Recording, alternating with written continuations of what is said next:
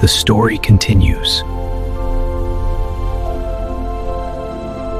It said, "To whoever finds this, you're not alone."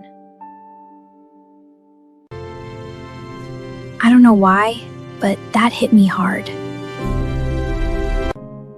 Because lately I had been feeling invisible.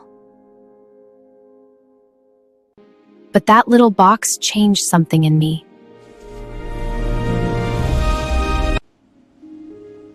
So I made a promise to myself. I would pass the hope forward.